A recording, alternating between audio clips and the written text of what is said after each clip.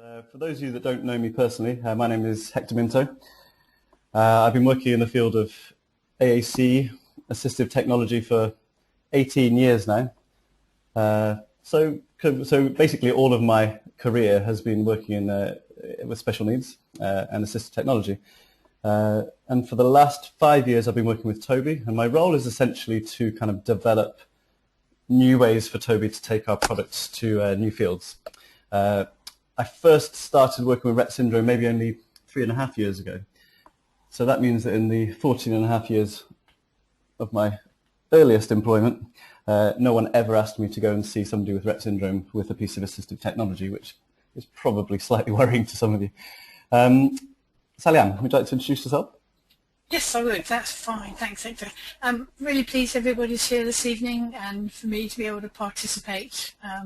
Sitting at home on the Isle of Wight, that's quite a strange thing to do, to talk to people all over the world in this context. As you can see, my title, I'm a highly specialised speech and language therapist, and what that means is that I've taken on additional training and have a lot of experience. In particular, my experience has been in Rett Syndrome. I come from a clinical background, although I've also been a manager within speech and language therapy services, both here in UK and in Canada. I worked in Canada for 15 years in a large institution, and that was where I met my first person with the diagnosis of Rett Syndrome, and that was in 1984. So I've actually been working with people with Rett Syndrome for 30 years, and it's only in the past few years where I've had access to technology to be able to join people like Hector and some of the other individuals who are working using eye gaze technology, which just opens up so many possibilities for the girls. I'm looking forward to tonight. Okay, so we're going to start by just telling you what we've been doing for the last 3 years. So let's give that to Sally-Ann. Okay, so I said that I've been working with Hector for the past couple of years, and the most important thing really from my point of view that's come out of this is that we carried out a research project over a 2.5 year period, and this has now been published in a couple of publications and online, which is fantastic. What we did was to look at girls seen in clinic situations, and for example at the Cardiff Clinic with Professor Angus Clark, we've been able to go to that, but Hector and some of the other resellers have also seen girls in schools and in NHS clinics throughout the country. The assessments that we carried out were based loosely on the Tobii Eye Gaze learning curve, and we can give you references to that if you're not familiar with that concept. But it gave us a framework to carry out assessment, and what we found, just amazingly, the eye tracking results for the girls demonstrated conclusively 98% of all of the girls that were tested were able to engage with us, were able to carry out sensory activities. We could carry out early eye tracking with them, explore. Some of them got as far as being able to do choosing on the screen and turn taking. It's just phenomenal that the technology allows us to see this, because many of these girls were not given those kind of opportunities at a low-tech level. These were not people who'd had experience with eye gaze technology when we saw them in clinics. They were all, nearly all of them, were having this done for the first time. So the results are overwhelmingly that we should be using eye gaze technology with girls with Rett Syndrome. Okay, and if I could just kind of elaborate further on the learning curve. Essentially, when we put this together, it wasn't with Rett Syndrome in mind, it was actually with kind of the whole school population. There were existing pathways that schools followed with switch-based technology. So you would generally start in a sensory room with a bubble tube hitting a switch. You might move onto a big map switch after that with some communication on it. So it was essentially that exactly what was happening with switches in schools, us creating content and opportunities for people with disabilities to use their eyes to follow a similar pathway. Okay. So tonight, this talk is not about eye gaze, as in eye gaze access to a communication aid or to a computer. Tonight we're going to talk mainly about eye tracking.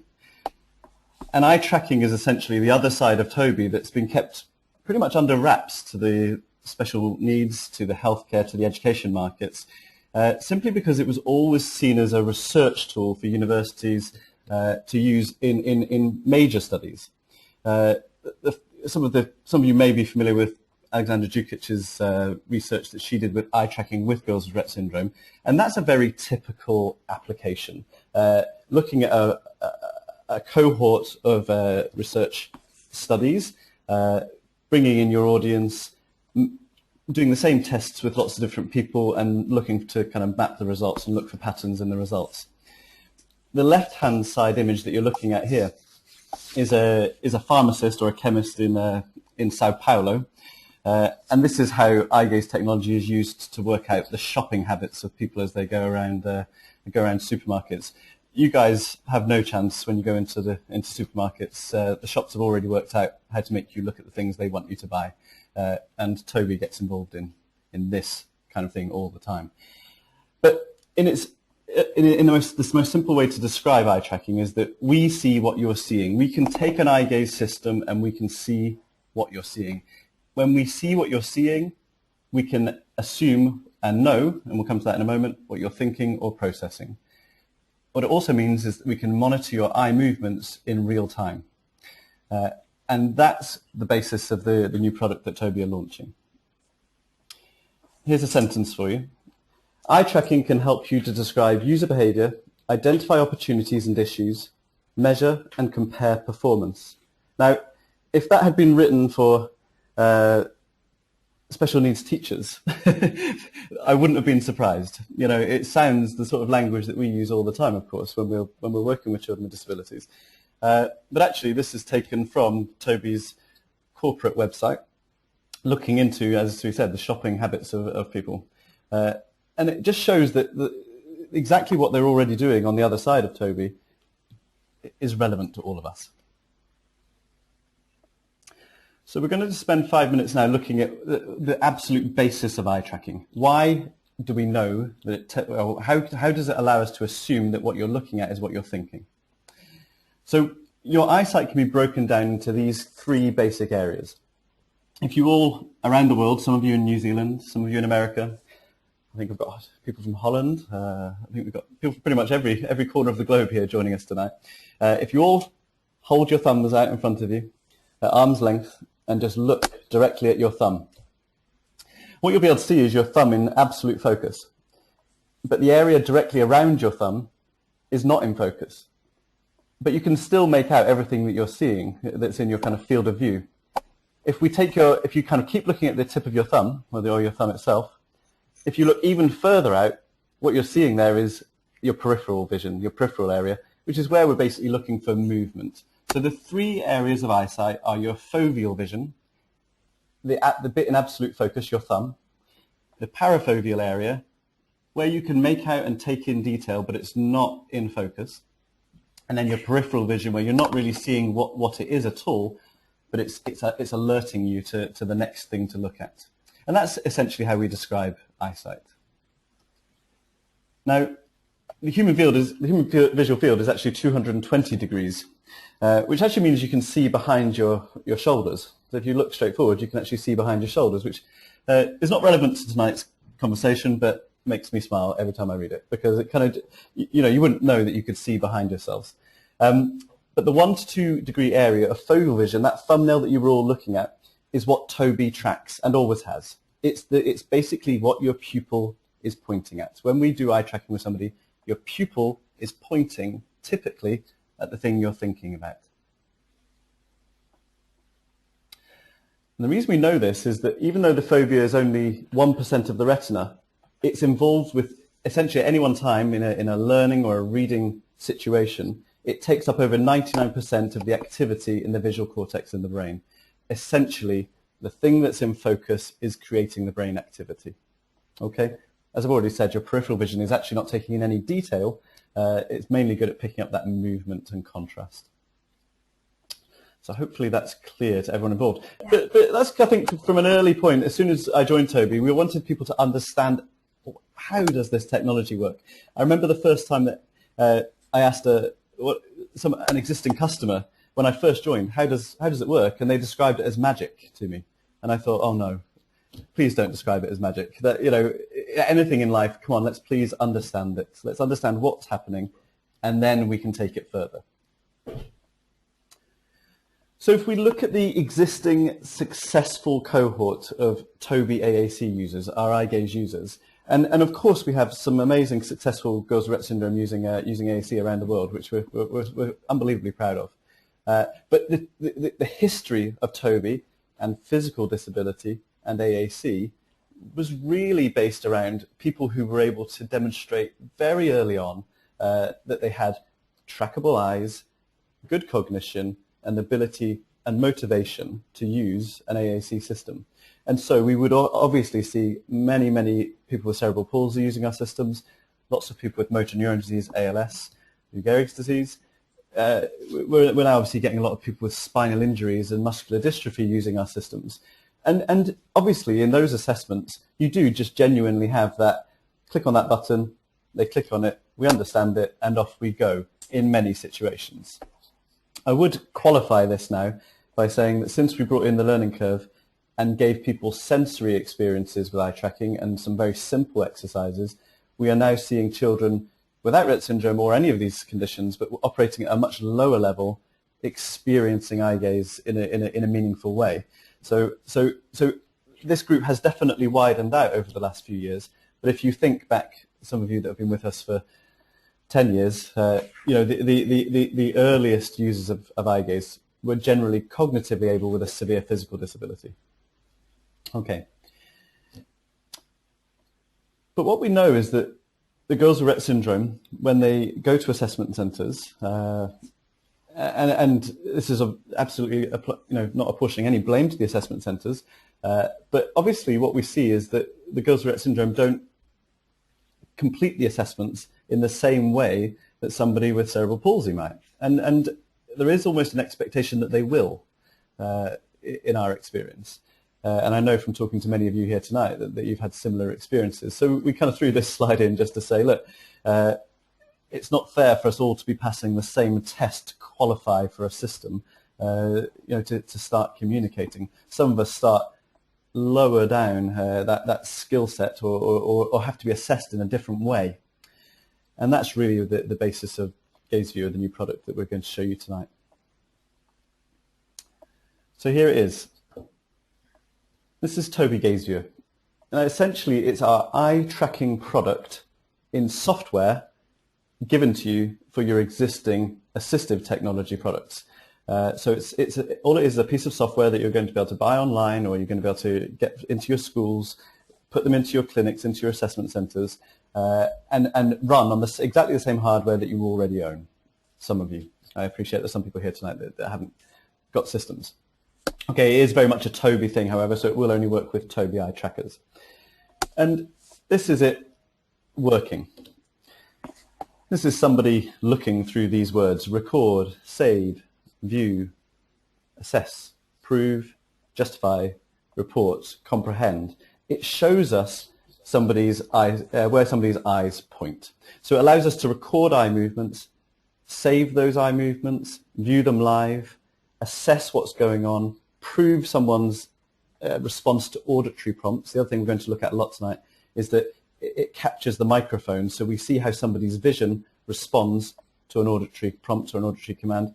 Of course, once we've proven somebody's ability, then it allows us to justify through our reporting the level of comprehension that somebody may have, and hopefully lead to more successful outcomes for all of us. So I'm just going to leave PowerPoint now, and what we're going to do is I'm going to show you the software and we're going to watch some TV. Okay, let's get rid of Facebook.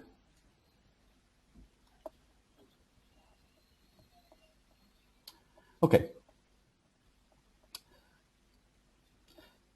Let me just show you here. Okay, so what we have here are 3 buttons. The first thing you'll see as soon as we start the software is you'll see we have 3 options. F7, we can press F7 on our keyboard and we can record both the eye gaze and the sound of the microphone. We can also just go for gaze only. So if we're not interested in looking at the sound and we just want to just record the eye movements alone, we can press F8. And the other one that we can do is that we can press F9, which I'm going to do right now. And you can see with these red dots moving around precisely what I am looking at. Now, the eagle-eyed amongst you will go, wow, that's really fuzzy and really messy. And what that shows you is just how much eye movement is going on when somebody is using a Tobii system. We put an awful lot of smoothing into our systems when you start using them. But this is actually a live feed of my eyes moving around the screen. Okay. So I'm going to record with gaze and sound. Okay. I'm going to press F7. It disappears. Okay, so we've got the Gruffalo ready. We're going to go full screen on this, and I'm just going to play.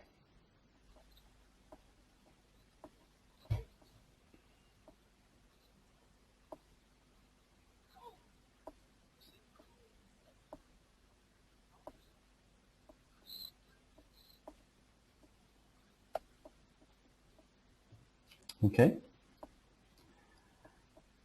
And in the same session, what we're going to do now is show you where I'm presenting from tonight. I thought this would be nice for some of you. This is Abingdon. This is where I live. You're all welcome. Come across anytime you like. But you can see if I flick through my photos now, I'll talk to you about the boats on the river. And that's actually the church that I was married in. It was my anniversary a few days ago. Some of you already know this from Facebook. My life is open. There it is again. It's pretty much all there is in Abingdon. That's the market square. That's some millionaire's house somewhere. That's not my house, I just say straight away. This is a fete that we have every year when the Morris dancers run along the streets. And that's the less fancy church, St. Nicholas, although I think it's the oldest. Okay, so you're getting the principle. I'm just using a computer in a normal way here. I press F7 to stop the recording, and suddenly look at all this data that we now have in front of us of what my visual experience was, or what my visual interaction was with the screen while we went. So a couple of things just to introduce you to here.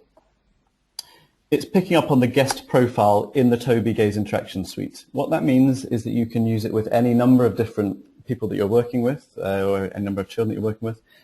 You simply load their calibration if they have one, and that will be the relevant data that's being tracked at that point. That will be the relevant calibration. What we then have is we have a heat map that shows me across the whole 1 minute 41 precisely what I looked at. Okay, it's the average of the areas throughout all of that interaction. These are the areas of the screen that I looked at. Now that's really useful when we're looking at somebody's visual field, any visual neglect that somebody might have to the screen presented in front of them. What we then have, if I turn the heat map off, is the gaze plot. And the gaze plot is the order that I looked around the screen, and the size of the circle indicates the length of time that I looked at it. Okay? Obviously, that is not the most particularly useful thing to look at. So what we can also do is pull our timelines back to the part of the video that we're interested in. So we're going to go forward, forward, forward until I went full screen on my video. I'm going to bring that back here. I'm now going to bring it through the video. Okay, just to here. And now this is the section where we watch the Gruffalo that I'm going to talk about. So first things first, we've got 18 seconds of recording. I'm going to put my mouse on the orange marker, and using my keyboard, I'm going to use my right arrow key and show you that I stayed at the bottom left-hand corner for a second. I then caught the Gruffalo very quickly, looked back to the owl. I then looked back to the Gruffalo, I looked back to the owl, and then I moved to the bottom of the Gruffalo and back up him. I moved back to the owl, back to the Gruffalo. The owl bumped off one of the trees, didn't it? So I watched that. The owl bumped to the next tree, and I saw that. Now it's all starting to get a bit messy now. So what you can also then do at that point is bring it further back on there, and start again. 1, 2, 3. Mouse has appeared. I look down, I look up at his ear, I look at his mouth, I look at his ear, I look at his eye. Gruffalo appears. I'm going to bring this back here. Now I can see. I looked at the advert. YouTube will be pleased with that. I really did look at the advert. I then look back to the Gruffalo, and I just look at his face. Okay, so essentially that shows us exactly, just me looking. When we've done live gaze view eye tracking with girls with Rett syndrome, people are surprised by this. We've had parents of women in their mid-20s who are surprised at exactly how much detail somebody is taking in. But I have to say, our general experience is that the girls with Rett syndrome watch this kind of content in a very informed way. Okay, let's move on to the photos. There was some general chit-chat from me, wasn't there? So let's move past that and get to the first real photo. And then let's take this on to here. Okay, to the change. Turn the gaze plot off, put the heat map on. And here you can see that I looked at the boats, I looked at the church. If I turn the heat map off and go back to the gaze plot, put my cursor on here, and 1, 2, boat, boats. I then notice the building, I then notice the church. Okay, so hopefully you're getting the picture here. It allows us to see the order, the length of time. What we haven't shown you here, and where it's going to be pretty difficult in a webinar, is to demonstrate the audio, because I'm using a headset here tonight. But you have to trust me that basically, if I was saying to somebody, and not in a testing way, where is the church? But if I said to you as I did, no, that's the church that I married Helen, you will then see that visual response, but you will hear the auditory prompt first. Okay? Good. Now, you want to obviously document this data. You want to save this. So gaze plots are really nice for saving in video format. Heat maps, let's put the heat map on. Heat maps are really nice for saving as images. So if I wanted to save this image of how somebody interacted with this photo, I would save the image here. And you'll see that it date stamps and tells you that it's a heat map of a PNG, an image file. If I wanted to save this video, it would show you that I'm saving the video of a changing heat map. That's not necessarily the most useful thing all the time. So what I might do here is turn the gaze plot on and the heat map and save this video. Let me play you back this animation at full pace. Oh.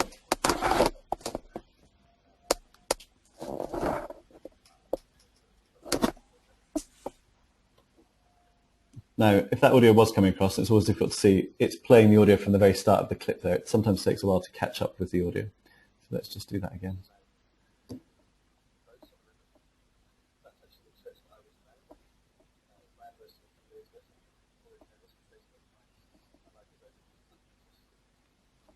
Okay, so if I wanted to save that video, I would do so here, and it would show you again. Gaze plot, date and stamp, and it saves in MP4 format. This means that you can put it on your telephones, take it into school, and show people nice and quickly exactly what somebody was looking at the night before.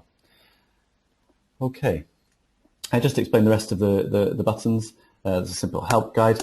As soon as you close the program down, that data will be lost. Okay, so you have to do your video manipulation, save the snippets that you want, and then you can save as many individual snippets or photos as you want from it. But as soon as you close, that's session over. Okay, the size of the videos that you save are not so big, and the reason for that is that we've been quite clever about that. What we've done is we keep 2 frames per second, so we're not recording live video. What we're doing is recording the audio and recording 2 frames per second, two shots per second into the video. Well, that means it doesn't clog up your computers when you're using it. Okay. I'm just going to close this. Come back to our presentation.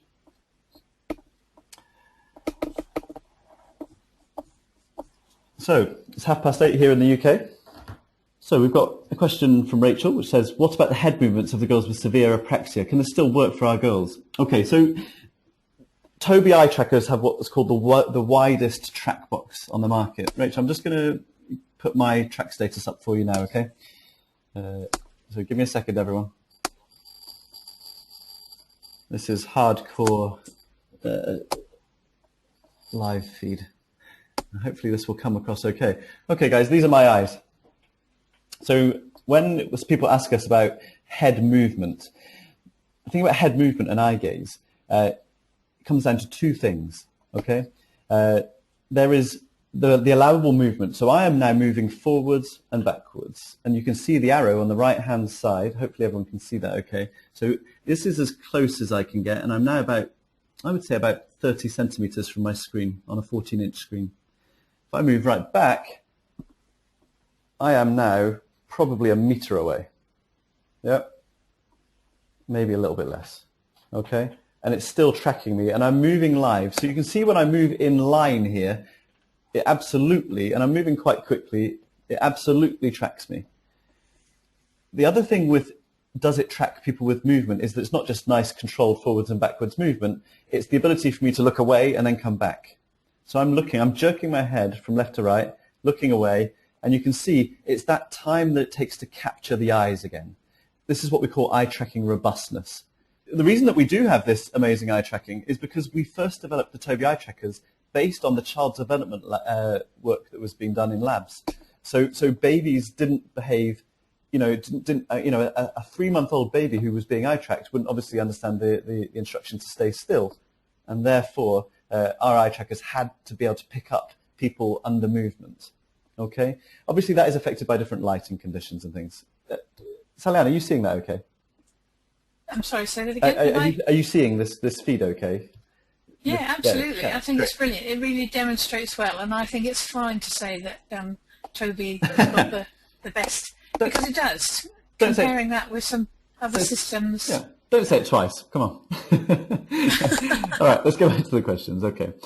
So the number is only for the order. Absolutely. So I've been asked: does the number on the gaze plot signify the order? Absolutely. That is, the number is the order, and the size is the length of time somebody looked at it. But obviously, the length of time is a changing. It doesn't actually tell you the exact length of time. It tells you relatively. Okay. Next question is: do you need each user to calibrate when using this, or can they use an existing calibration? Okay, so if I can just deal with the principles of calibration for people with Rett syndrome, it's something we see done fairly poorly, fairly consistently, and it's not anyone's fault, because actually it's part of the way that Tobii presents the product. Actually, obviously we have to have defaults. Okay, we have to have a way of meaning that somebody can get going with our systems quite quickly. So if I just calibrate myself again, okay, and show you the process. This is an automatic calibration. Now, obviously, this requires me. Are you seeing that, Sally Ann? Yep. Yep. Absolutely. So this requires. So many times. So this requires me to understand that it's going to move. I need my attention to be really kind of there as I watch the screen. Okay. And what we would typically say is that someone with motor neuron disease, ALS, somebody with cerebral palsy, even under head movement, will track that very, very quickly, because there's probably a more immediate understanding of what's being asked of them, or of the instruction. And so typically when somebody is calibrating, we have a default setting on all of our systems that says automatic. This will be an automatic process. With Rett syndrome, I would advise you all, if you're unable to calibrate, or somebody doesn't understand the principle, to tick this box here, which is the keyboard step through. Okay, so we apply it, and now we calibrate again. Okay, so the eye is obviously in place. The icon appears, and you can use photos, video, favorite pictures, picture of mum. Okay, and as soon as somebody looks at it, and you see them look to that corner of the screen, you press S on the keyboard. You then press S again to move it, and they may be distracted. You wait, you wait, you wait. As soon as you're ready, and as soon as they're ready, rather, they look up at it, you take a picture of their eyes again. So this is a keyboard step through. I'm pressing S and S. Okay, S again. I'm looking at it, I press S. Do it again, I press S. For those of you that have C-Series or I-Series devices, you can program the hotkeys on the side of the device to be the S key for you so that you don't have to plug a keyboard in to do this. Okay? So do remember the principle of a step-through calibration, or a keyboard step-through calibration. Okay. Next question. If a girl with Rett syndrome responds well to this, what does it tell us? Sally-Ann, you're going to take that section next, okay? Absolutely. Yep. That's so perfectly timed. Wonderful. Okay. If you haven't got a Can you back the screen? Yeah, we'll do that in a second. I'm just going to take the last couple of questions. Sure. If you haven't got a Tobii, how would you get to do an assessment of a child to show what they can do? Okay, so as I said from the start of the presentation, we're based in the UK. There are different rulings based on different parts of the world, different processes, different funding streams, different profit margins, different reseller arrangements. You know, it gets complicated. But in the UK, if somebody wanted to do an assessment of this, well, typically, if somebody wants an assessment for a device, we can arrange a demonstration. However, if somebody wanted a cognition assessment using eye tracking, we would recommend a speech and language therapist who's trained in Gaze Viewer, or an educational psychologist or a special needs teacher would do that for you. We would always like to do kind of a joint visit with them. The way we imagine this product moving forward is that more and more assessment centres will now have this as a tool. Yeah, so they will be able to do these tests with you. One other option in the UK is that you can rent a system, buy the software, and carry out these things yourself. But obviously, you've got to decide for yourself how qualified that assessment is. Okay. I've got another question. Could you tell me, what do you think about girls with Rett only having apraxia? And a comment. That is the complete vision of Linda Burkhart, great teacher and trainer. Interested to hear your vision. Your version? Okay. I think we're going to go back to you, Sally-Ann, I think, to go through how as a speech and language therapist we might use this tech. Okay. So I'm just going to bring the presentation back up for you. Thank you. And I'm going to give you the keyboard and the mouse. So, you're off. Good. Excellent. So when I first started looking at eye gaze technology, we were simply looking at what the girl was doing on screen. But in the back of my mind, I'm thinking I want to be able to see and understand what it is that the girl's looking at. So developing the tracker has been the next step up for me, where we can see how this is going to be used for assessment purposes. And as a speech and language therapist, the things that I would want to assess a girl with Rett syndrome for would be cognition, language understanding, language processing, her language expression, including access to AAC, and social skills. Those are the things that I would want to incorporate into assessment with anybody, but particularly looking at somebody with Rett syndrome, these are the things that we need to be able to report on, to document, put into school programs, into day programs for an adult, in part so that we can build appropriate goals. So if I'm looking at using the tracker for assessment for cognition, let's just see if we can make sure the screen is moving on. Sorry, because I'm so far away. I'm using Hector's computer, but I'm on the Isle of Wight, so my access is a little bit slow here. Can you help me out, H? It's not moving. There we go.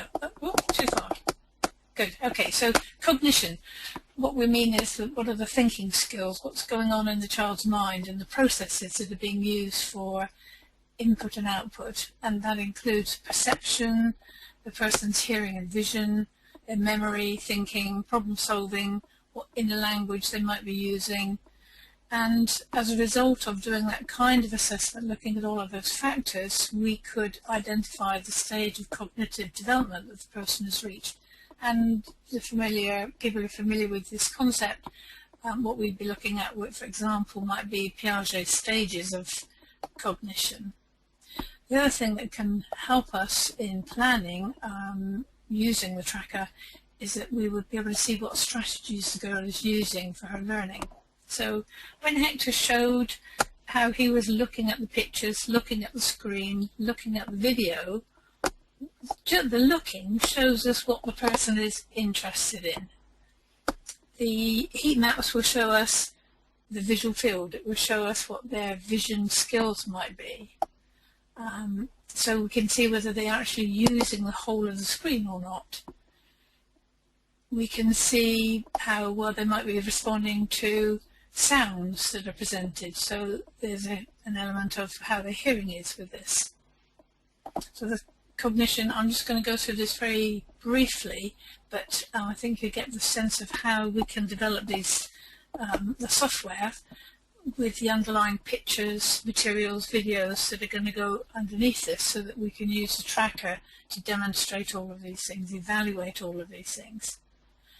As a speech and language therapist, the common thing I'll be doing will be looking at somebody's language understanding, their vocabulary, what words they know. We call that the lexicon, the internal idea of the number of words that a person has, which a child of around a year old might be 20 to 50 words. Adults who've been through a university program have an understanding and a lexicon sometimes in excess of 20,000 words, and probably more than that.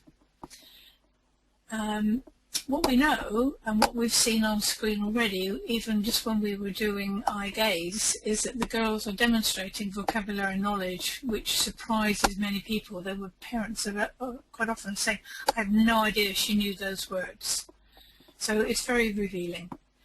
When we look at language processing and sentence structure, what I'd be looking at would be maybe a set of 4 pictures on the screen that would engage with a different type of sentence structure. So, for example, the girl pushed the elephant pushed the girl.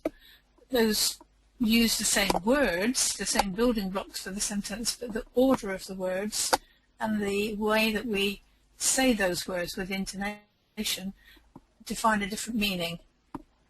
And in the past, we haven't been able to assess a girl with Rett syndrome to that level of language processing before, but adaptation of some of the formal assessments that speech and language therapists might use, but adapted to eye gaze. And we can also do this informally in the context of favourite videos and books with familiar vocabulary and familiar concepts. Excuse me just a minute.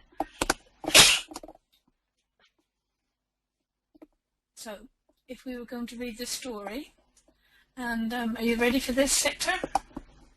Yeah, hi. Let me just give me a second. So, yeah, what we're going to do is show you the approach that Sally Ann and I would take with somebody with Rett syndrome during the assessments we were doing.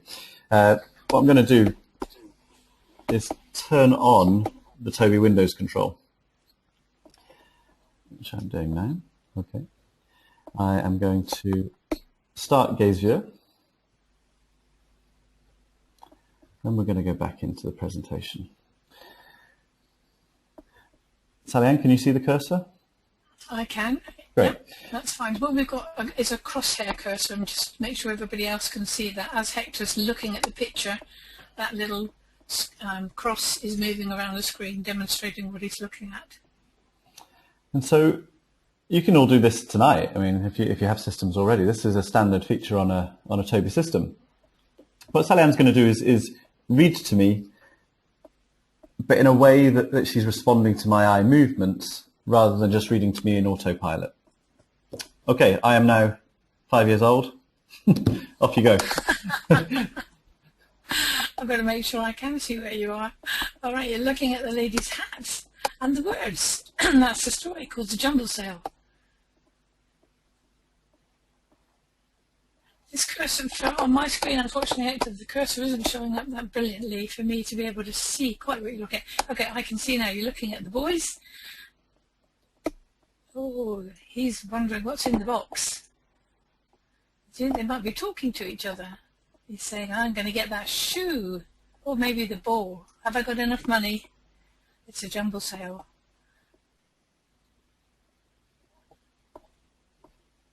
Money? Oh no, there's no money, is there? No. I thought there was a trick question. Okay. Okay.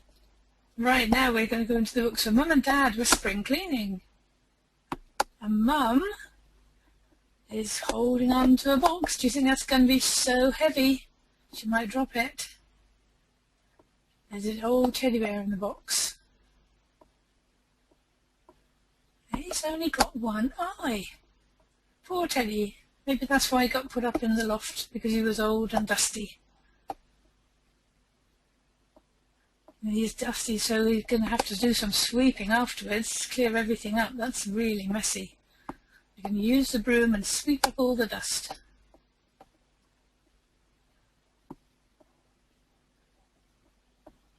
And now Dad's looking at all the things that they've got out of the loft.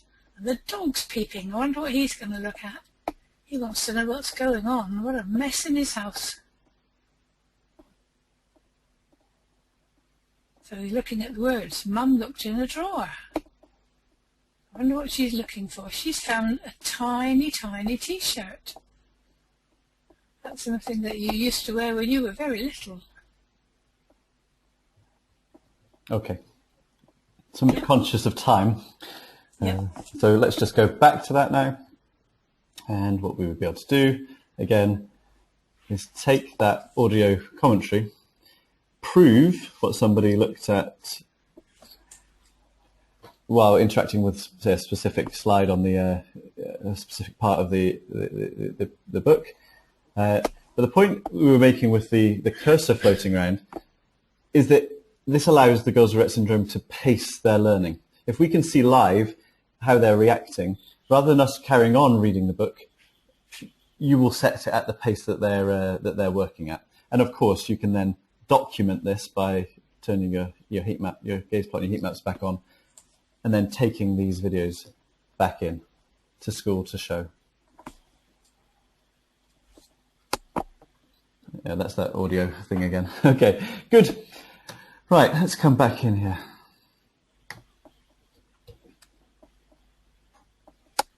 Right, so when I was saying about doing assessment, if we think about this in a formal sense, looking at the story is one way to check vocabulary, see what a person's understanding, and the other is what I'm hoping we're going to be able to do, which is the adaptation of some of the standardized assessments that a speech and language therapist would use. And here's two here which are commonly used in UK. The British Picture Vocabulary Scale, the BPVS, and this is version 3. It's a test that you would do with a child to determine their receptive vocabulary. And so those two top pictures over here on the right hand side, the teacher would say a word and the person responds by selecting one of those 4 pictures that illustrates the word's meaning. So if I said to the child, show me the apple, we would expect a pointing response. And we know that for many of the girls with Rett syndrome that's not possible. But if that same set of pictures was on the screen, like this, so this one is saying, who's tired? And we can see, you're going to run the gaze, you can see the strategy that the child's using to explore the pictures and then focusing in on the one that's tired. But this one, she's got a broken arm. This one's yawning. Once the heat map's on it, you can't see the pictures as well, but when you're in the test situation, the pictures would remain clear. You'd know what the child was looking at. I'll just rerun that a few times. Yeah. Okay. And that's a standard plate from these kind of assessments. The other kind of tests where we can use this is called the British Ability Scales. Similar process where you've got 4 pictures. There's a book and another book, and there's an umbrella. And what you want is for the person to identify what goes into that blank square from the 4 that are at the bottom. And so the child would focus their gaze on this, the umbrella in the left-hand corner. And you would do that with a child a neurotypical child, asking them to point, use their finger to point. And with a girl with Rett, we can do this through eye gaze, putting these kind of pictures behind on the screen with eye tracking running. So if I can just add to that quickly, if I just go back one. Sorry. So for those in the UK, we're currently working with a company called React2. You can go to react2.com. This is an online comprehension cognition testing company. Essentially, their computer-based tests are used with people with aphasia, people with dementia, people with learning disabilities. We are basically teaming up with them to help create tests specifically for eye gaze users and eye tracking. Okay, and obviously we would welcome all of your input on that. Okay. The other thing that we can look at, when I said that there were various aspects of assessment that I'd be carrying out with the girl with Rett, when we're looking at language expression, access to AAC, augmentative and alternative communication, Tobii devices come with the software built in, communicator software, which runs Sono Primo, which is for early levels of development, and Sono Flex, which is a vocabulary-based symbol set that allows sentence construction. And we could see again the strategies the person's using, the way that they build their sentences up. And we would be doing modelling while the person's using the AAC on screen, but the recording with Tracker is going to be able to show us very beautifully how the girl is using AAC herself. An additional form of AAC that's used both, well, in fact probably right across the world now, is POD, which is it's an organisational format for portraying symbols, making the symbols accessible in a way that makes sentence construction easier, showing the linking between words. And we can work direct with photographs of POD pages from somebody's book on the screen. Yeah. And again, just to see how they explore, see what they understand, see how they would access those symbols. Yeah, so I think the point we're making there is, if somebody's using a computer-based AAC system, we can obviously create eye tracking reports based on their use. You can document that and keep proof of how somebody used their system. Look at their search strategy, how they respond to kind of auditory prompts in terms of finding vocabulary on a page.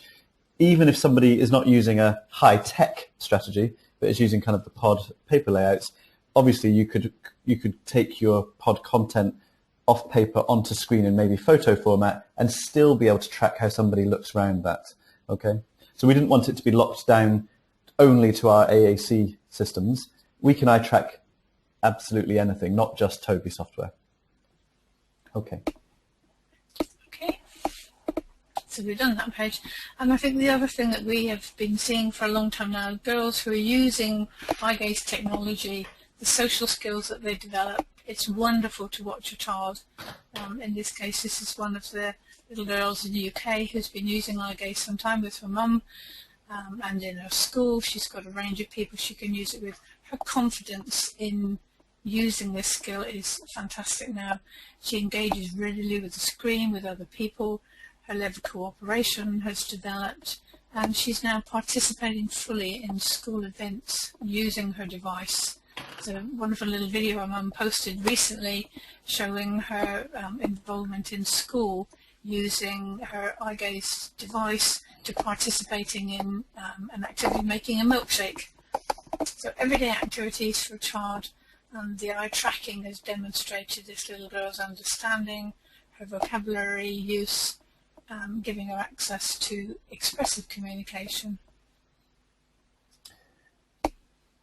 So what we know, eye tracking for assessment is it's going to change dramatically what we know and understand about girls with Rett syndrome.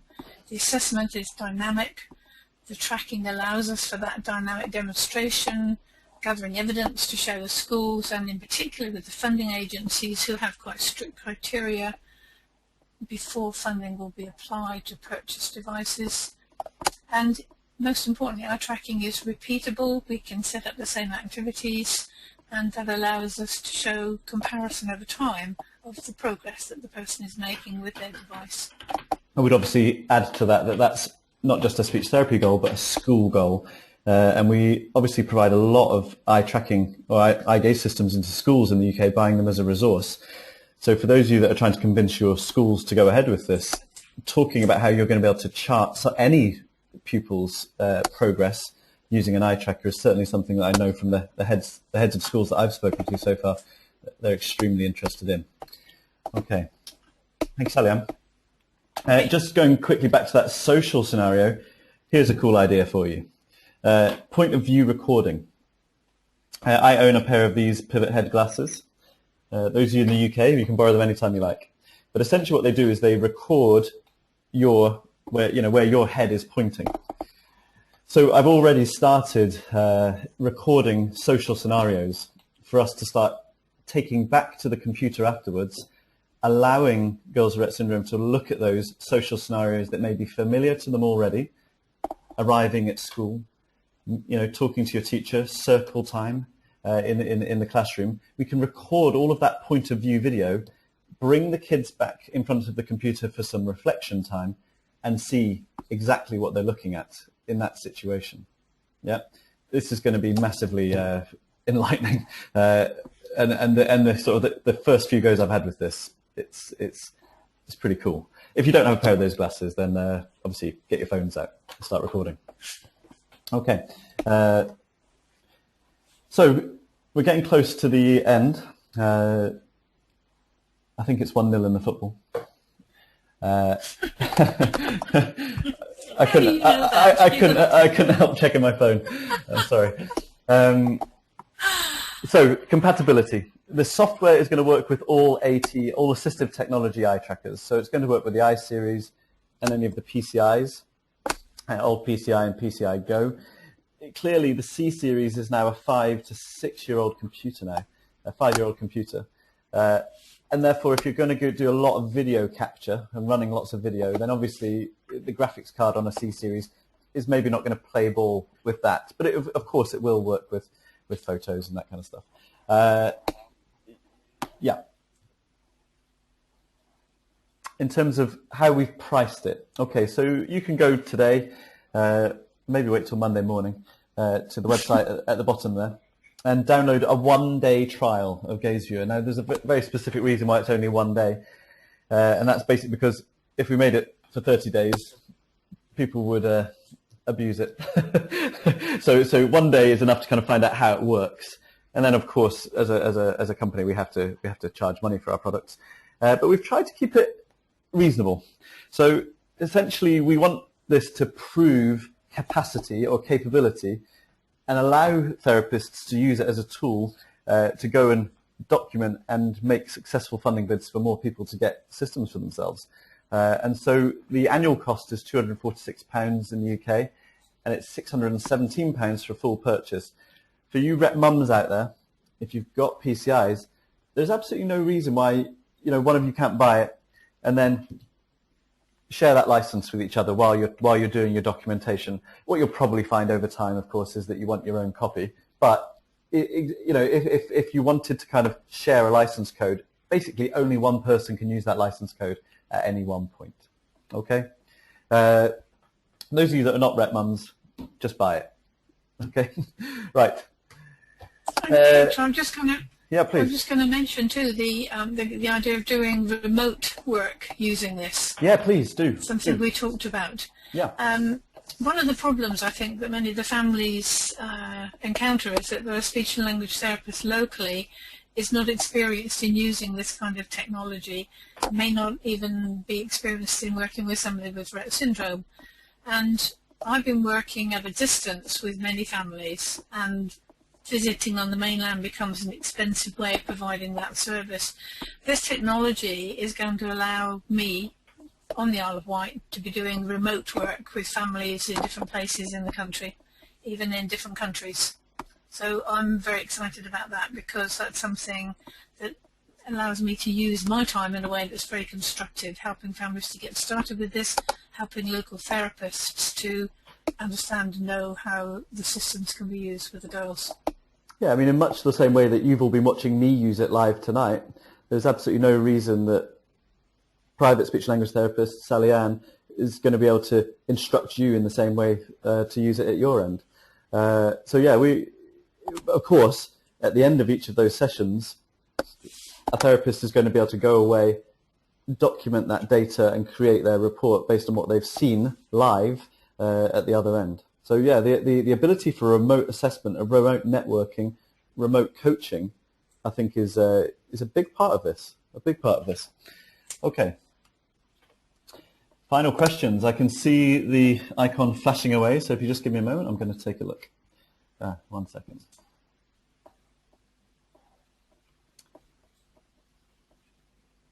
Questions. Right. We have quite a few here, so I'm going to just take a few of the best ones. If you don't get your question through, then I'll respond to them all personally later, okay? I can't see the questions, Hector. Okay, so it's okay. I'll read them to you. Okay. Yeah. I'm just thinking if there's anything specific about speech and language. Yeah, there is. So it says, does this assessment software give opportunity for ongoing assessment of how a girl with Rett syndrome is progressing with her eye gaze skills? Absolutely. Yeah, I mean, so if we think of kind of how many mistakes someone makes, how well they lock in the center of their cells, how well they they move between their buttons. All of the Gaze Viewer is going to tell you so much more than the communication software is going to tell you. So if I look at something outside of Rett syndrome, if somebody's got a really poor calibration, it shows us the offset. It shows us if somebody's hitting the edges rather than hitting the center of their icons. So there's all these sorts of things that will help us improve the use of the eye gaze user. If I saw somebody always hitting the right edge of the left-hand cells, I would tell them, go on, really move to the left, really get into your corners, really look over to the side of the screen, and then we get better AAC use. This is the sort of access information we're going to be able to see. In terms of how well a girl is progressing with her eye gaze skills, if we mean her AAC skills, the main thing with this is it's going to allow you to record your auditory interaction and that visual response from the girls when using AAC. Most importantly there, the demonstration of the delay, the processing delay that some of the girls seem to have. So people often jump in too quickly. They think the girl hasn't responded. They ask her again, whereas the tracker will show us she is responding, she is looking at the things, but with some seconds of delay. Mm. That's very important because that's how we manage somebody, how we work with them and support them using their own processing speed. Yeah, and we should absolutely not. I mean, I think one of the key things that Susan Orwell has always taught me is, we cannot test somebody's apraxia and their processing delay under test situations. Yeah. So what we're going to be able to do with the Gaze Viewer is chat to the kids about their favorite TV programs, their photos, and go back and analyze the data afterwards, not wait for the visual response, for them to pass the test. It won't be, can you do this? It will be, we're chatting, we're talking about it, and seeing what that visual response is instead. I've got a question for you, Sally. Would the bracken translate well onto the screen? And could we get quite likely? And could we get permission to copy the pictures?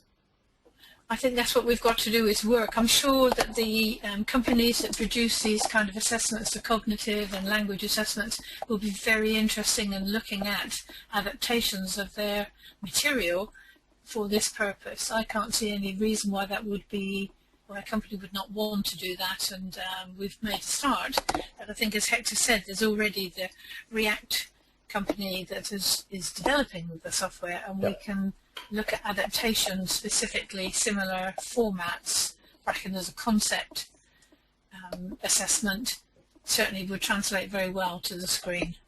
A brilliant question for a piece of information that I left out. That's fantastic. Can you record for a whole hour, it says, and then look later? The limit is 30 minutes, okay, guys? 30 minutes of recording. All right. I'm just moving on. Another fantastic question. Great. Are you able to have the eye gaze tracking real time on a separate computer from the girl at the same time as she is using the eye gaze? That's that's a perfect question. Okay. If you are technically proficient, then you can. Which sounds an awful thing to say. But let's say you were looking at lots of photos together. What you could be able to do in that in that situation is duplicate your screen, or rather extend your screen, but have the same content on both. What that would allow you to do is have the eye tracker on the one that they're looking at, but be looking at the real-time data on the other screen. Okay, that's a bit techie. Whoever asked that, that's a techie. But well done, I like it. Okay, is Tobii Gaze Viewer a validated system for proof of ability to use eye gaze for health insurance? As of today, I would say no. Okay, however, you have to ask yourself what is. I think what we're going to see over time is more and more reports featuring this data, making allowing people to make the requests. This is brand new, the software. It's been out 3 weeks, so of course we haven't spoken to them up front about this because it's not just related to AAC. But no, of course we will. I imagine it's not going to be a requirement, I would have thought, but it's going to be some fantastic extra data for you to make those cases. To tell you one anecdote so far here in Oxfordshire, I was working with a 16-year-old with Rett Syndrome who's never had any AAC, and in actual fact the speech therapist, it's not her fault, but she did not feel empowered enough in terms of her ability to assess her to make a request for eye gaze. But when she saw the data that we were able to collect, we were just watching music videos, talking to her, seeing her visual response to those music videos. She felt much more empowered to get her started because it gave her a much better grounding of the girl's cognitive ability, baseline of the girl's cognitive ability. So I think maybe whether it's officially done by the health boards, who knows? You know, they deal in the black arts. I can't tell you how different countries do this, but I really hope it does. Okay, this is better than football. Thank you, Katarina. Yeah, you would say that come from Sweden. Okay, does remote coaching need Tobii? Right, remote coaching. Does remote coaching need the speech therapist to have a Tobii as a parent? How do you feel the software will be used day to day? So let's do the first question. Remote coaching would require the eye tracker to be at obviously the end where you're doing the tracking. So obviously you would require to have a Tobii or access to one. Yeah. So you may rent one or loan one to maybe carry out this. Sally-Ann, you're going to have your own that you lend out, aren't you? Whether I lend it out or not, but I think the idea of doing this remotely, we will have to work out some protocols and see how we would do this. I think the idea of a family renting for the period of time that we can carry out some assessment remotely, that makes the most sense to me. Yeah, and I've got a really nice question here. As a parent, how do you feel this software will be used day to day? Is this something that would only be used a few times for funding reasons, or do you see this being an ongoing tool? I think that depends on this person. I really do. I can imagine there'll be situations where we do absolutely want to carry on intermittently testing. And when I say testing, I mean observing. But there are some people who we've worked with who may not be getting on too well with this system, and we want to kind of work out, you know, what's going on. You know, has something changed? My honest answer is I think it'll be used far more in the assessment stages. But what I also think the schools, specifically the schools, will want to do is to keep showing proof of progress and cognition in a wide range of students, and therefore, to keep moving up those P levels or to keep attaining those education goals. Yeah, do they understand verbs? Do they understand? Can they color code? All these sorts of things. The tests will keep being rewritten based on the level of education that somebody's working at. So I think it will be used on and on, but I think it will maybe be done more as an education tool at that point. I hope that answers your question. Okay, some nice positive comments. Thank you for those. And I think we've reached the end of the questions. I hope I haven't missed anybody out. I'd like to thank you all for coming. One quick plug.